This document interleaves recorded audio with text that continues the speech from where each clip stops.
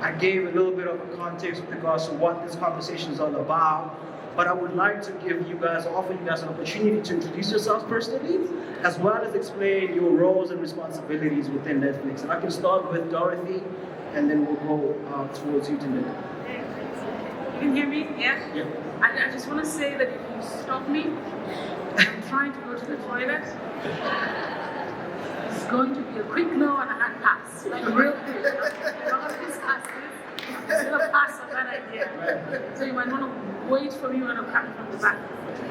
Thank you so much. It's wonderful to be here. My name is Dorothy Ghettuba, and I am the director for a series for Sub-Saharan Africa. And it is a joy and a pleasure to be here again this year, chat with you about the exciting things that we are doing and what we have coming up.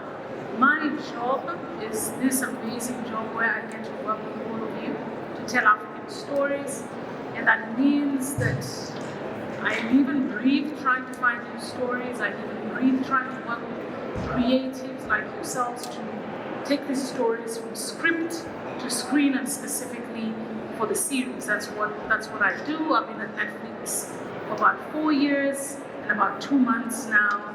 And so yeah, I'm still going. So you know, it's good. You're all keeping me employed. Thank you very much. Thank you very much. My name is Tendeka Matatu. I am also part of the Africa content team at Netflix. I head up film for Sub-Saharan Africa. I've been at Netflix for almost 2 years, and I think on Friday it is going to be exactly 2 years. It's my two-year anniversary coming up. It's really nice to see some familiar faces and many new faces. Like Dorothy, I constantly inspired and feel very privileged to be able to work with some fantastic creative talent from right across the continent here in South Africa, especially. I spend my days talking to filmmakers, discussing ideas, and really thinking about what our local audiences want to watch and what's going to get them excited and what's going to get them talking, what's going to get them smiling. Thank you guys. And I guess before we kind of like get straight into like the conversations and the questioning, so part of this fire chat is obviously going to include a lot of announcements, some exciting announcements. Part of this chat is going to include a lot of announcements in terms of partnerships as well, right? And which leads me to the first question, and I'll start with Dorothy and obviously move over to you, Tendeka. 2016, Netflix, landed in Africa. But I think around 2020 is when we started seeing a lot of shows locally being brought onto the table and being actualized. What happened? Where did that aggressiveness come from to really, produce all those amazing shows come 2020? I was going to ask who was here last year, so I try not to repeat the same answer that I gave last year. I think that when we launched in 2016 and we switched on across the world, I think Netflix was quick to discover that there are some really amazing stories in Africa, and these stories need to be told for the African audience and then to go to the rest of the world. And so the company started putting together a team of people. And so that's how some of us landed into the company about 2-3 years later. And we had a mandate. When I joined the business, I asked my boss, what does success look like for me in this role? Because it's important that I know what I'm here to do. And she said to me, ramp up the African slate of content. That was number one. Number two, build relationships in the industry. And number three, increase the EQ for Africa at Netflix so that the business can understand what Africa is and what Africa has to offer. And really, when you have a mandate like that, then that's just what you do. And so my job was to start ramping up the slate. And what we found 2020 is when COVID hit. What we saw as an opportunity was this time when we are not necessarily filming and we cannot really be together, we can use this opportunity to develop content. And this is when creatives were working remotely, we found that it was possible to do that. And so we started ramping up our slate, our development slate. And so what you're seeing now, and what you're seeing on TV has been the work that, the Gambits and the Burnt Onions, all these producers have been working, they were working behind the scenes, even when nobody else was really on sets filming. And so the product that you're seeing now, at least on the series side, and Ten will speak to you about the film side, is really a result of folks developing and working and building the pipeline of content, and now it is being produced and it is rolling out, and we're super excited at what is in store. So, I don't know if you have anything you want to add on to that. Well, yeah, of course I can. I think our film slate is very young, so it's 2 years old. I came in and built the slate from scratch, and strategy from scratch. And for us, we know that film is a really important part of our offering to our audiences, and we know that local film here in South Africa specifically, has had a little bit of glut and got hit very hard in terms of the theatrical financing is very complicated. So we thought there's a real opportunity here, right, to build a strong, robust local slate of much-watched titles that will get audiences really excited. So we've started to do that now. We had in Number Josie Gold, which launched in June earlier this year. That was the first film from the slate. We've got a number of other titles coming up later this year. We've got Jan Woodley's Kandasami's The Baby coming out on the 20th of October. We're super excited about that. The idea is to bring joy and fun and real excitement in local film, and just make audiences smile and feel really, pleased. Because ultimately we know, I think that local audiences want to see great local content on Netflix, right? And that's Dorothy and myself. This is really, our focus is to work with these fantastic filmmakers and bring audiences that joy. Dorothy, when it comes to like the titles, right? The titles and the content that we have seen, especially from 2020, it seems as though specific key markets within the continent are targeted. So be it South Africa, Nigeria, Kenya seems to be the three that tend to be highlighted the most, right? Is there an appetite to also, target the other regions as well, and other markets? Because Africa is not just 3 countries, right? It's 54 countries. I just want to get your insights on that. So I think, thank you so much. That's a good question. So I think that, I want to say a few things. I want to make sure that I learn them. Now, number one, they say that if you want to eat an elephant, you eat it one bite at a time. Right? I'm trusting that none of us are going to start eating elephants, but you get the idea. It's one step at a time. So coming into South Africa was one step. Looking at Nigeria is another.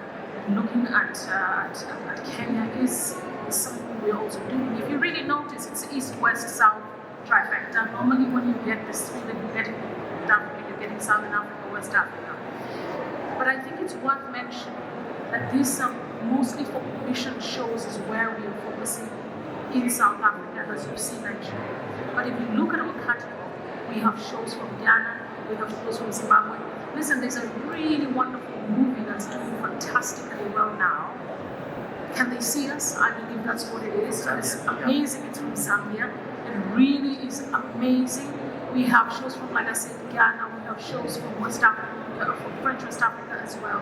So we do have commission titles that are from, South Africa and from Nigeria. We have licensed titles from Kenya, but from Zimbabwe and Zambia, Uganda as well. And our colleague David, I don't know if David is here with us. Is David around? Maybe he can wave. Yeah. He's busy making money move somewhere else.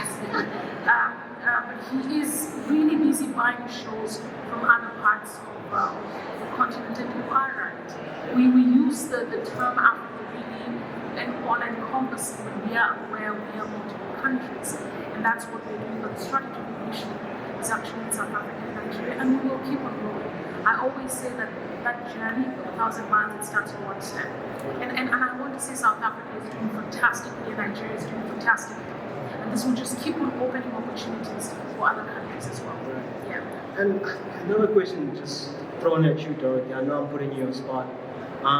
But you've been in Netflix for some time now, and I can only imagine that the process of getting a series greenlit, for example, right, must be the craziest or maybe the most challenging aspect of your responsibility.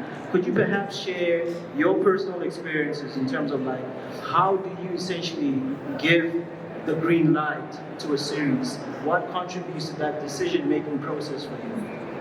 So I think it starts with choosing. It's about buying the show. It's about finding that right idea. And I always say there's this alchemy that you have to learn. So one, you need a show that you as a creator you're excited about. Right. But number two, it has to be a show that the audience wants to watch. I always say that I work at Netflix, not point of view flicks. We're in the business of entertaining the world. So what I'm also looking for is creatives who want to entertain the audience. I say this because we do have some, creatives who have got some really niche stories, and those are perhaps not what we are looking for at the moment. So number one, are you excited about this idea? Number two, will the audience love the story? Number three, can you bring the story to life? And this is the key part now for the question that you asked. Right. We start with the development. This is really important, and the reason why we focus on development even before we get into the production part of it is because we want you to focus 100% on the story. Because the moment we start saying, oh, production is starting tomorrow afternoon, then you're rushing to get into production. And what is important for us is to learn that story and to get it right. Because if you don't get it right, then you're not doing justice to your vision, and the audience will know that this story is not the best. And so what happens is we then develop, and then when it is ready, then we can green light it for production. And after that, the show is post-produced and it's TX'd.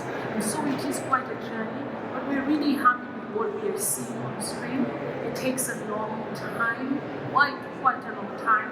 We're trying to find ways to hasten that process or to get shows out on the screen a little bit faster. And I think we can talk about that later. But Chen, I don't think I'll miss something. But that's just process. Yeah. Actually, I have one more question for Dorothy, and I'll come back to you. That's okay. I know I'm leaving you cold and dry, but there are local adaptations of international shows, right? Unseen is one of them, for example. Why is that? Why are we chasing for our own interpretations of shows that have already gone to success within their own areas, right? Can we expect our own version of the Squid Game taking place at some point? I'm just curious. So I'll say this, right? First of all, great stories can come from anywhere. And this is something that we have actually discovered. We've seen with the success of Blood and Water and seen our shows from Orange Onion. We've seen that they're doing super well. But then, like I mentioned to you, it's going to take a very long time, just really mighty long time to get our own original ideas onto the screen. What we have found is adaptations allow us to get stories on the screen faster, which means we keep on entertaining the audience. I think it's also worth mentioning that this is actually a strategy that is it's a company-wide strategy. I don't know if anyone watched Money Heist from Spain, and then we had Money Heist Korea, joint economic area. I love saying that. They had their version. We had Bird Box from the US, and then we had Bird Box Barcelona. So this is part of the strategy. What is really exciting for me, and what I'm waiting to see, and it's going to happen soon, is when our shows, our original shows from Africa, like Blood and Water, are then adapted in other countries. That's going to be a big day for me. That's going to be super exciting. But the bottom line is that stories are universal, the themes are universal. We take them, we adapt them, we nuance them locally, and it allows us to keep creatives working. The writers are all local writers, the directors are local directors. It is local production through and through, and for me this is super exciting. But it is part of a larger strategy. It's very awesome. This brings me to you, Tendeka. I mean, you have a long career, within the film industry, right? So starting with filmmaker, production with your company, and then essentially now you are the director of films for Africa and Netflix. What do you look forward to convince you to start developing a film? What is it that you're looking for that essentially just gives you that push to give the green light, right? To give the green light, make everything a go. Yeah, absolutely. I mean, it's very similar to Dorothy. I mean, the one thing that we'll just add is that I always ask myself this question, right here: who's going to watch it? So who is it for, right here? And why are they going to watch it, right? So why is someone going to choose to watch that movie at that moment in time, right? So really asking those questions all the time. In addition to the points that that Dorothy raised, right here. I also think that we have to look for movies that are original, that are authentic, with filmmakers that have real clarity of vision, and we're not trying to remake, Extraction, right? Yeah, we've got Extraction, right? Our audiences can see Extraction, right? Yeah, so it's an absolutely fantastic movie, right? Yeah, and but we don't need to emulate. We don't need to try and remake that, right? Yeah, what we don't try and find is what is a great local action movie? Like, what does local action look like? What does local romance look like? What does local pom-pom look like, right? What are those great mystery and crime stories that people are going to get excited about, people are going to get sucked in by, right? Yeah? So really looking at that local specificity, that local authenticity, because that is what lands with viewers. That's where things are familiar, things are related, characters are relatable, and it draws our audiences in, right? And then just like Dorothy was saying about adaptations is also a really interesting route for movies, right? Yeah? Because what you've got is you've essentially got the bones, the structure, and a great plot, right? And then you start looking at that and then go, okay, how can we change this, and how can we find the right nuance for this to tell us in a strong local context, right? And we're not just looking at Brazil or South Korea, or we're in the middle of doing an adaptation from one of our Nigerian titles for South Africa, right?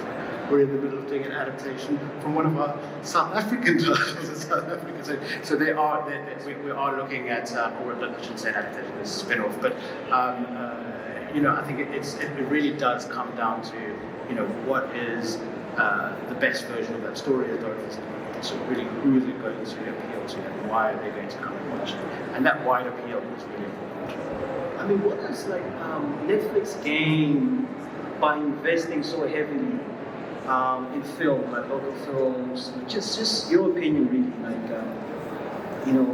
just how Netflix has positioned itself to obviously amplify and reinforce local films.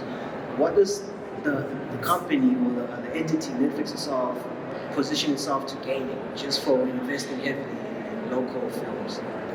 I think it comes back to this point that at Netflix we want to entertain the world, right? And entertaining the world, you need to understand that there's a wide, varied audience with varied taste from very different culture, right? And when you look at it locally, we know that local audiences really love local content and really want to see great local shows, whether they're film or TV or non-fiction. I mean, we just need to look at things like Young, Famous and African, and the amazing impact that had. Right? There is a real desire, and for us at Netflix, right, if we want to entertain the world, it means that we need to invest in the content that is going to bring audiences to the platform.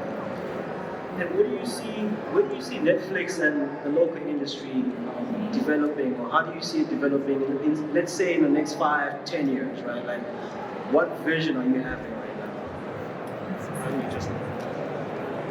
I think I've been cut. I was cut off there for a second. I'm back. Look, I think it's quite evident, and it's really important to stress that we've only just started, right? If you think about coming back to your point about, 2020 was when we launched our first original series, Queen Solo, right here. It's now second half of 2023. We're really just at the beginning of our journey, and we're here for the long term, right? And it's about really creating exciting, much shows, right here that our audiences are going to love, and that our audiences are. They will make Netflix their choice destination for all entertainment. I have an answer for that one. Okay, I have a vision. My vision is I expect from South Africa a show as big as Squid Game. Really, that I'm so clear, and I really believe that we can get a show as big and as impactful locally and across the world. When I think of Squid Game, it's this show that was really created for the Korean audience. They created this show for their audience, and the Koreans loved it, and then the world picked it up, and slowly it just took over. Now, we had Fatal Seduction that was top 10 in, I think, 70 countries. We had Unseen, which was top 10 in slightly less, about 50 countries. We're in 190 countries.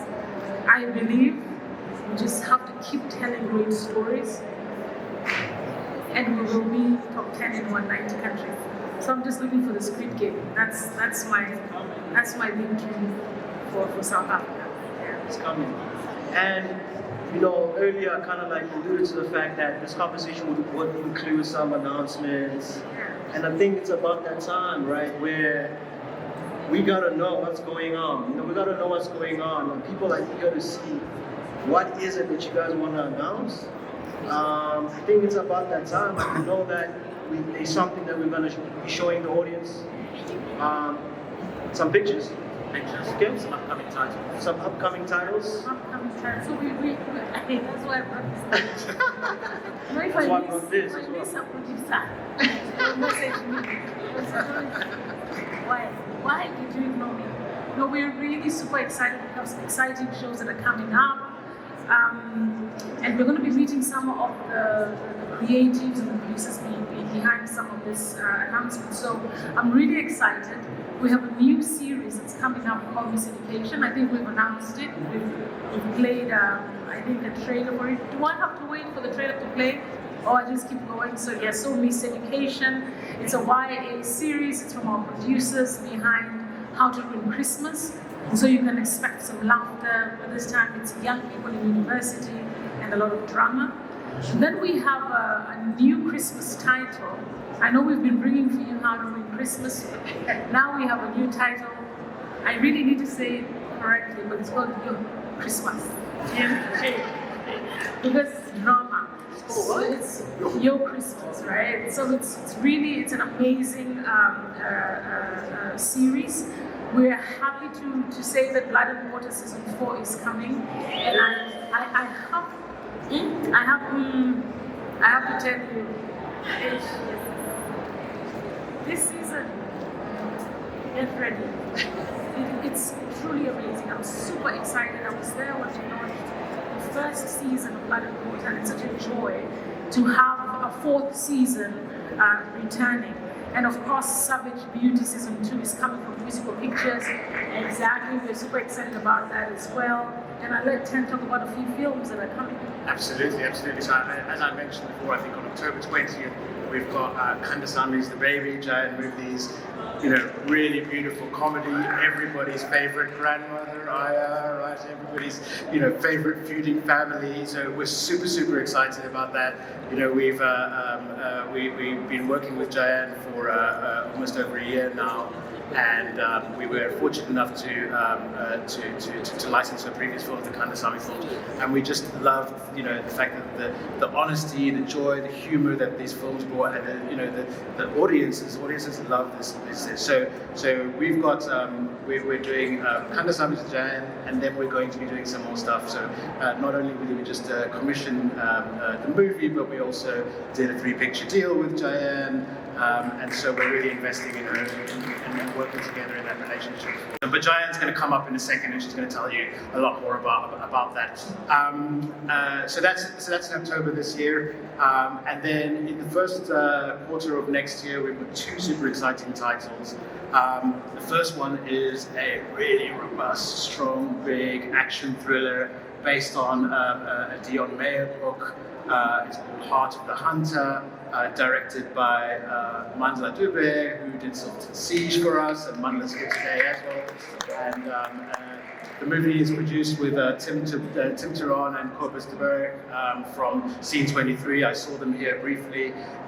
This is just super exciting. It's Dion Mayer is obviously a best-selling author. This bit of IP we got really excited about. We have some fantastic cast in it. I know that we're going to make an announcement at some point, so I won't release who the great cast are, but everybody's going to be super surprised and excited by that. And then we've got, oh my gosh, right? So we've got our first own original rom-com. Right? And we're just so super excited about this. A Soweto love story. A Soweto love story is actually an adaptation of one of our Nigerian films, A Niger Christmas. It's a South African adaptation. This thing is just, I watched a cut of it last week. I was sitting at home, it was late in the evening, it was 10 o'clock at night. I'm personally, rom-coms isn't something I naturally gravitate towards, right? Yeah. But I was sitting there just watching this, and I had tears coming out of my eyes. I was laughing. It is going to be such a fantastic, feel-good experience, and yeah, I can't wait for the audience to kind of, it's here. So can we just clap? Put over enough, yeah? No more? There's more exclusives coming. Go ahead. If I forget to tell you this one. Let me just tell you this one so you can see how they will come after me. There's a show we have that's coming for a 3rd season called Young, Famous in Africa. Yes, exactly. Because there's no swanky, no style. So we are super excited about this YA series, this our unscripted series from cast from South Africa and Zimbabwe and Tanzania, and the new cast members will be coming as well, and I think we can't wait for you to see them. So we're super excited about this, and this is just some of the shows that we have, and not necessarily all of them, but keep it long. Just a little bit of it. Just a little bit. I mean, with that said, we got a couple more bodies joining us on stage, right? That I'm gonna try and announce. Hopefully, I get everybody's titles right. And once I announce them, please guys join me on stage. But we have the founder and CEO of Gambit Films, Joshua here. We have writer, director, producer J.N. Moodley here as well. Celebrated actress, producer, and co-owner of Stained Glass TV, Guru Zuma Ndube is also here.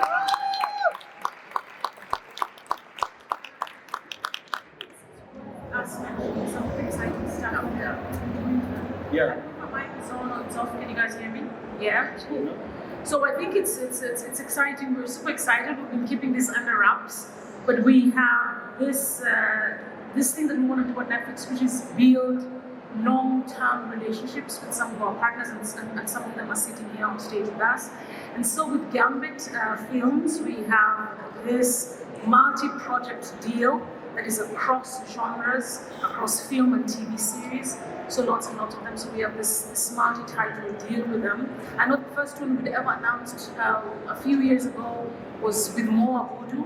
And so it's really wonderful to be able to do the same here in South Africa. So that's what we're doing with Gambit and with Stained Glass. We are also super excited. Stained Glass, have the wife, have Rudzani.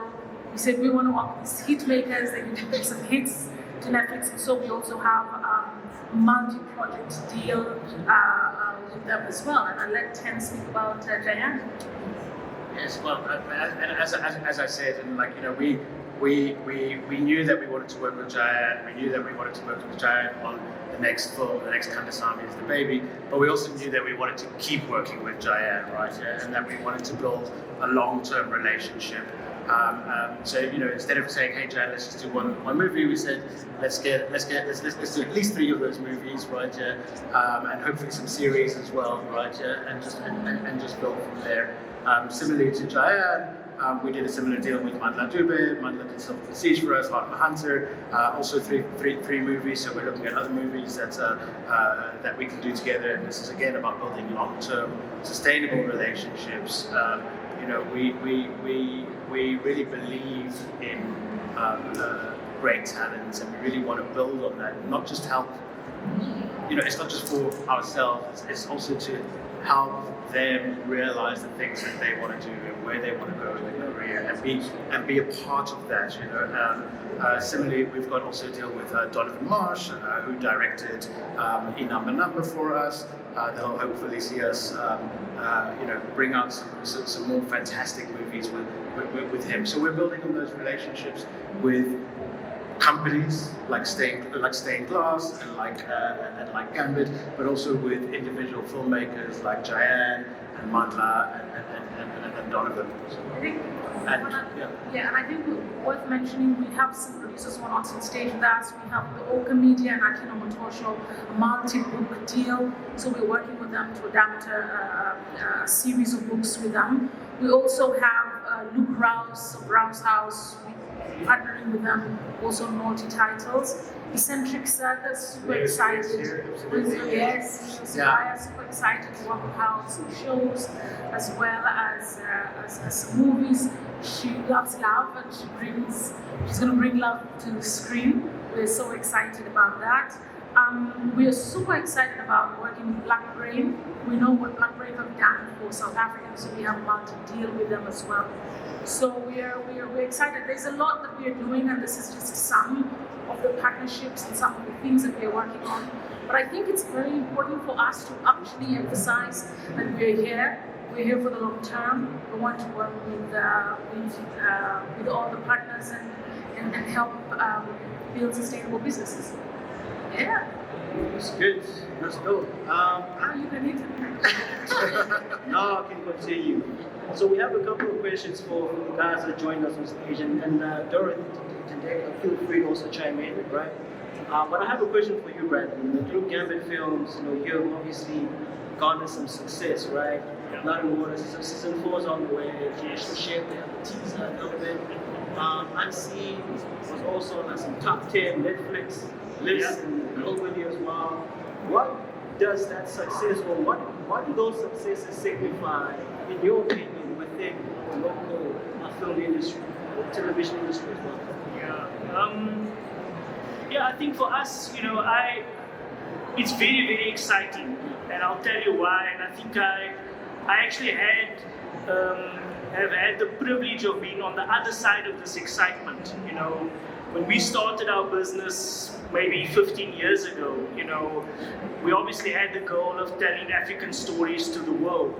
But at that time, nobody was, it seemed at least that nobody was interested in listening to African stories around the world. Obviously, we had, our local, production partners in South Africa that were showing the local audiences all of our content, but, nobody outside of the borders, at least felt that way. And so now it's so exciting to be on the other side of that, where we can feel confident in telling African stories, and telling a story about Africa to the world that is different to the way the world actually perceives us, and I think that's very exciting.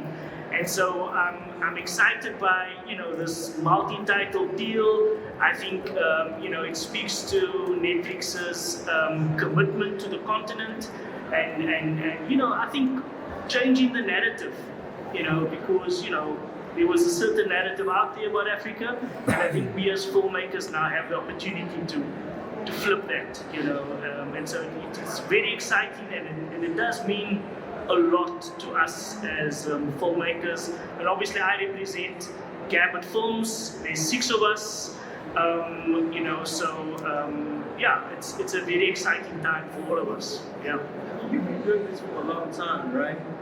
And I'm just trying to imagine what this moment, this partnership with Netflix, what it really means, not only for local stories, but for filmmakers as well. I just want to just get your own personal perspective, especially when you reflect on just like your own personal journey into now being in a situation where an entity like Netflix is obviously opening themselves up, right, to reinforce what your mission has always been, which is to obviously tell African stories, African stories. What does this moment feel like? Just obviously focusing specifically on just amplification of local stories, but also at least for filmmakers as well. I mean, you're a filmmaker, man. To be here today in partnership with Netflix, that must mean something. It's great. I mean, I can speak about many things, but just as also just a business owner, and I went from the film industry. I worked in the oil industry for many years, and I transitioned into the film industry. Yes, and I was dubbed crazy. Like, why would I do that? I don't know what it was. I met my partners, and they were just really inspired about the stories that they want to tell. And I felt something with that. There was something that was not tangible, like financially, but I found this group of passionate people, and they were going to take on the world. And at the time we felt that, wow, this is actually quite a big ambition. And so for me, what this means is like there's just so many more opportunities for writers to hone their craft, for directors to hone their craft, for actors to hone their craft. I think what this opportunity means for us is just creating so much for all of us, just to become so much more better. With practice, with more and more, you become better and better. And so as we take on the world, or shall I say the rest of the world, I think this is great.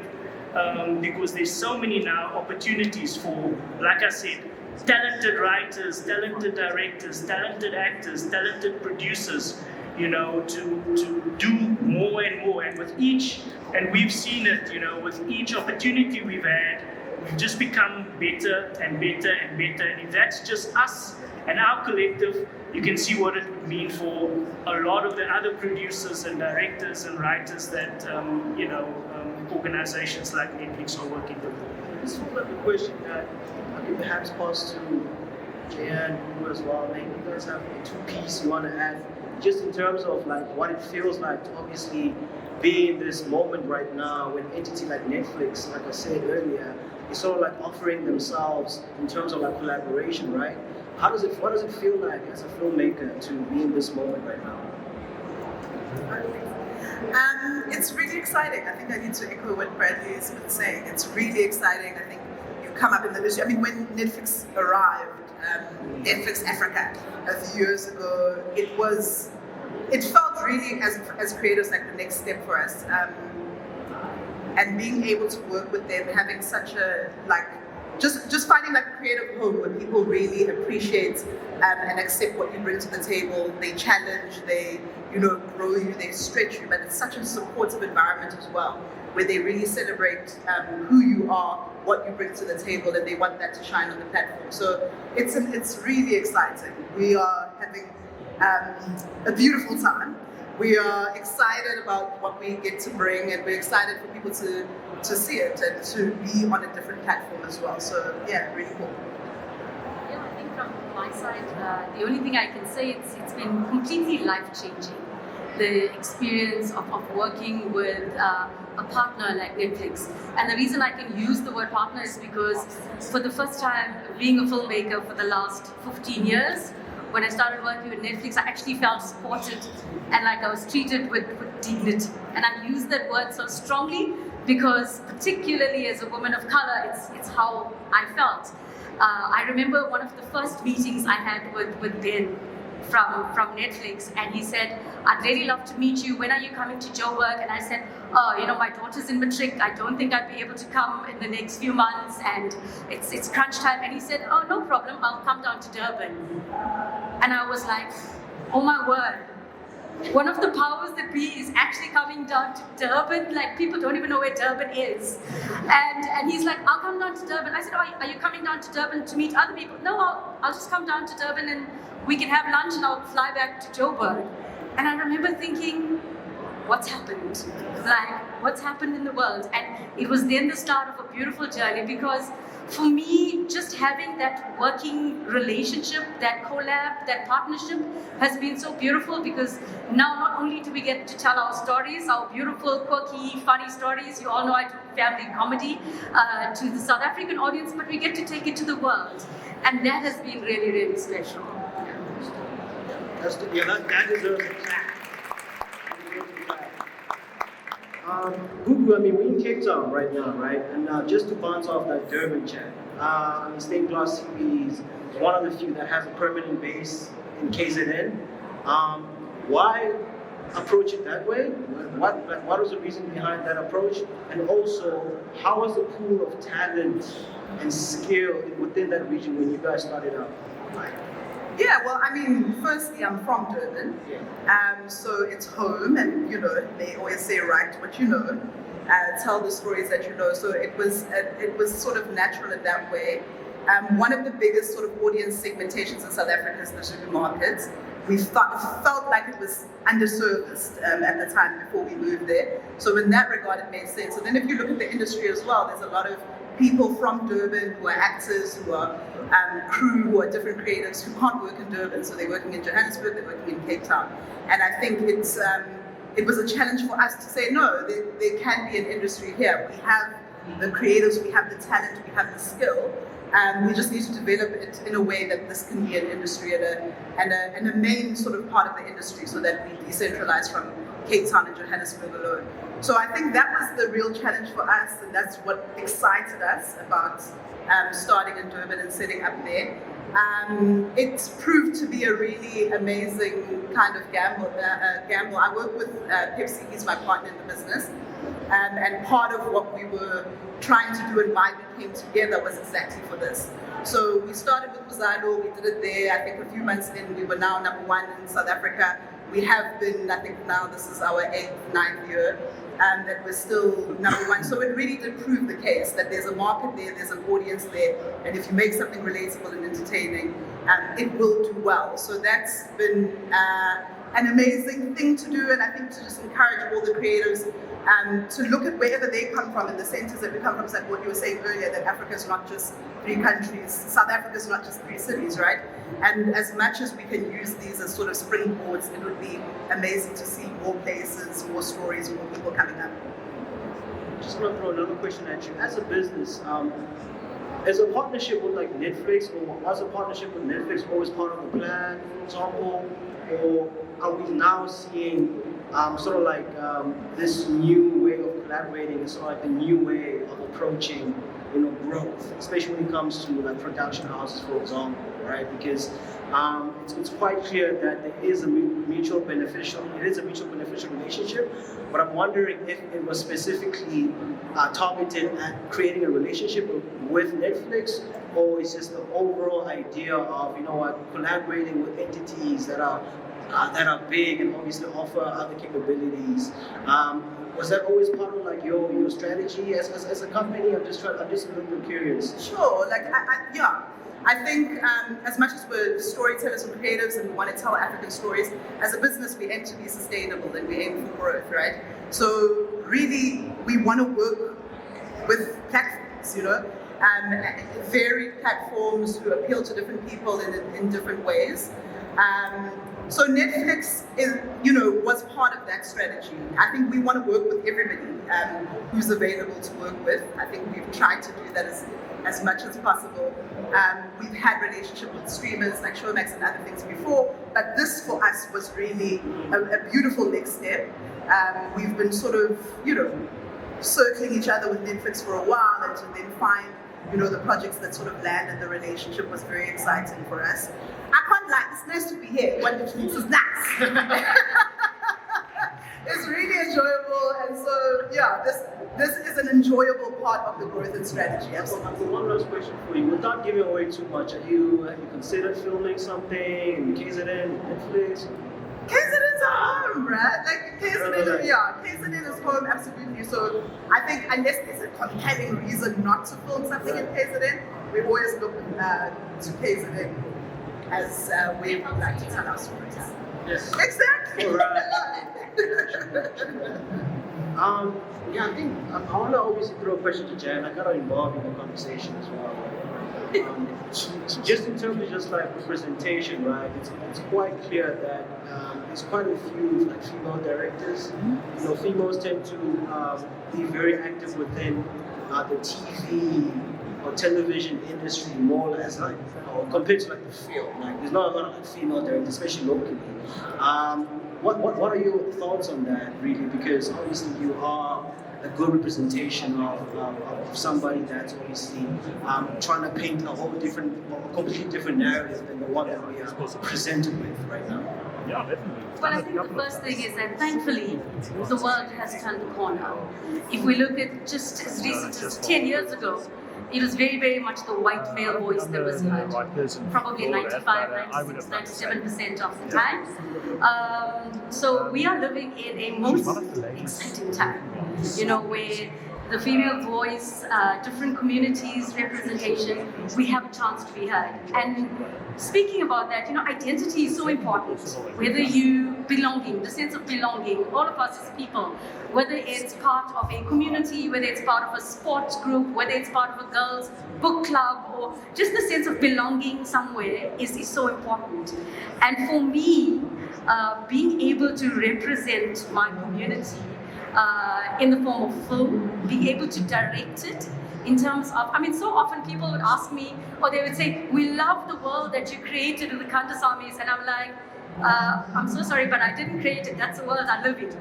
That is my community. If every family is not dysfunctional and not crazy, then I got to be worried about your family because there's something sinister going on over there. So for me, as a female director, I hope for one day to be introduced as a director, not a female director. But I know that that journey is happening. It is. The revolution is taking place.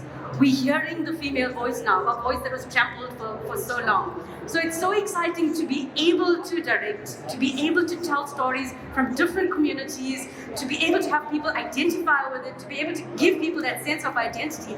But more important, to take something with local flavor and give it universal appeal, so that I think for me, one of the best moments in having Trippin' with the Kandasamis on Netflix was getting messages from people all over the world saying, oh my God, I live in India, but our family is just like that. I'm in South America, I'm in America, I'm in Malaysia. So for Netflix to give us that opportunity to take our community, to be able to tell it with our voice, through our own style, our directing style, and the tone and the style of what we want, and to be able to have other people from all over the world just identify with it.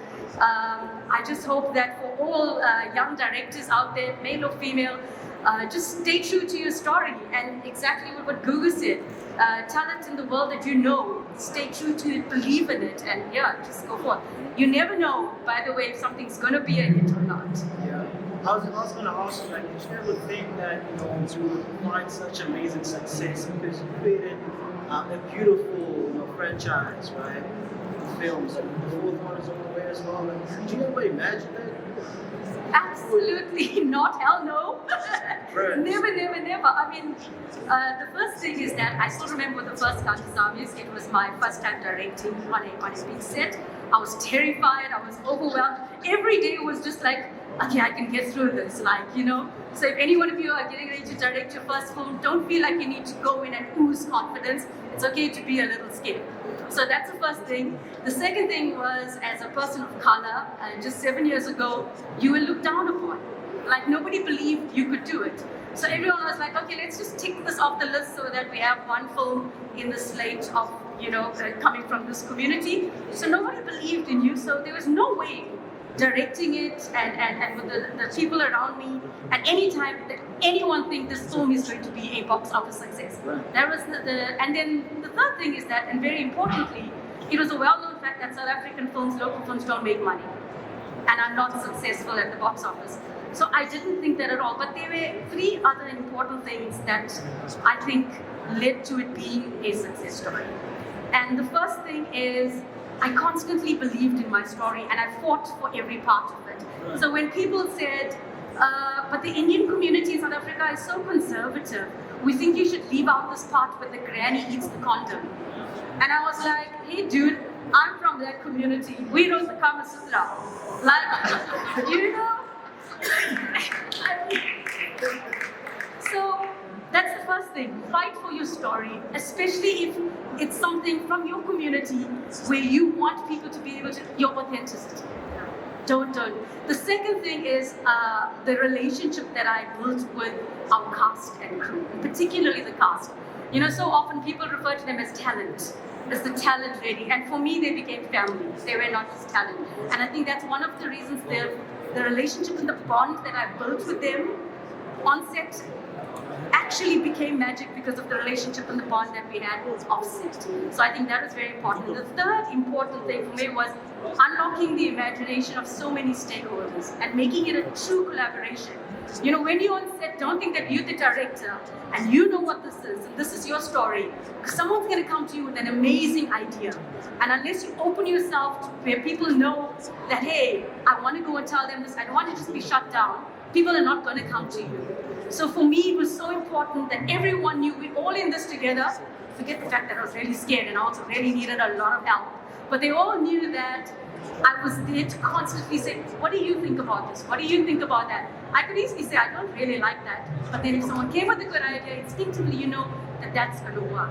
So yeah, there was no way we knew it was going to be that sort of success. But those were the sort of elements that I think helped it become what it was.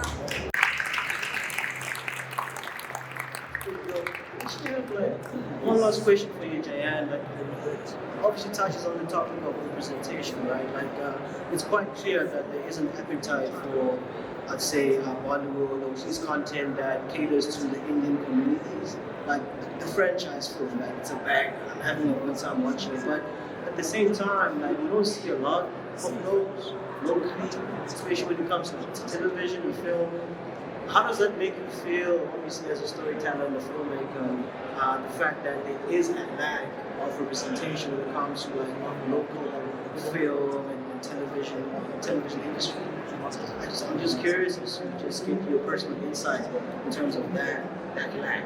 I think firstly, representation is everything. Right? Let's just say that we all want to feel when we watch someone on TV that, hey, they look a little bit like me or they act a little like me.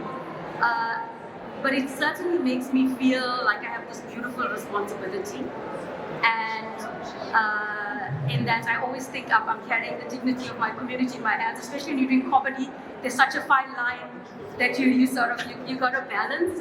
But I think more important than that, I want to see younger filmmakers and other filmmakers from different communities, not just the Indian South African community, win and be able to go out there and tell their stories. And I want them to be brave and nothing stopping you from coming to Bradley, going to Google, coming to myself, saying, I have this idea, can I pitch? And I always tell youngsters that the question I ask you is, how hard are you prepared to work? Because nothing in this industry comes easy.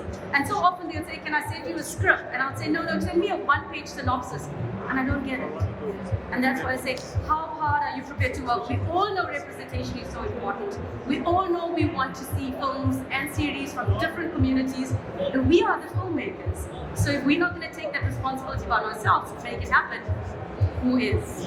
So yeah, all you youngsters, how hard are you prepared to work? Yeah, I think we kind of like at that point where we're about to conclude, but I have one last question that I'd like to pretty much just ask everybody. Anybody can pretty much chime in, right? And it's related to how we make sure that our content, our local stories are protected. If it kind of makes sense, because it's quite easy for ideas and originality and our own stories to be taken over by other regions, or that content is being owned or claimed by other parts of the world. How do we make sure that we are protecting our stories, since they do originate from our hearts, originate from our homes? How do we make sure that we keep our narratives true throughout, whether they gain successes globally or locally or within the continent itself? How do we make sure that we're keeping our stories safe? That's the question I actually want to ask. Just to wrap it up. I think we told it. It's the most important thing. I think we tell the stories. That's how we protect them. We tell them with the most integrity that we can, with the most authenticity that we can. And fundamentally, what I believe is that we tell them for ourselves before we tell them for anybody else. I'm very much a believer in local audiences and knowing the local audience and making content for the local audience. That's who I love, that's who I make television for. If somebody else happens to like it as well, I love it. But that's not my target. I'm not saying I'm telling this for the rest of the world. So if I know who my audience is and I'm telling a story for them, I think that keeps me grounded in how I tell it, in how I approach it, in how I execute it, and make sure that that audience is going to love it. And then if it, does what it does, that's great. But I think that's how we protect our stories. We tell them and we tell them well. And I think I'd like to add to that is like, don't wait for Netflix to approach you to tell your story. Because I think find a way to tell your story. We were making content way before Netflix was in the picture. We were making content for ourselves. We were doing stuff for free. We were entering competitions. We were honing our craft. There's a very obscure quote from a guy called Benjamin the Israeli. Nobody will know him. He was have you heard of him? Yeah. And he says the secret of success is to be ready when your opportunity comes. And even though it sounds so simple, the key part of it is to be ready. And so you have to keep being ready. And the only way you keep being ready is to keep telling your story. Different formats, short films, on TikTok if you have to, find competitions to enter, the most obscure competitions. We did everything. We did 48-hour film competitions, we did Schnitt, we did Silver Scanner, we did every single thing that we could find to tell a story, we did. And eventually, Netflix came and asked, hey guys, do you want to pitch some stuff for us? So I would say, because I hear this thing the whole time, how do I get my story to Netflix? That is the question I get the most. I've got this film, how do I get it in front of Netflix? Don't wait for Netflix. If you tell your story well and you tell your story consistently, Netflix will come to you. At least that's been our experience. This is one more thing that I want to say. If you speak about how do you keep your story real or true, I think for me, you always feel it. You know when you're being true to your story. And I always say truth first, comedy second in telling our story. But I also want to say a shout out, please, because there are only 3 of us filmmakers here, but there have been so many filmmakers who walked this journey before the streamers came in. And just a few, like 7-8 years ago, when we walked this journey, it was really tough, really hard. So to Matatu, who was there, I just want to shout out, and to Bongi, Salani, please, for happiness. Yeah. I just want to say, shout out, guys. Cool, and I think that's it.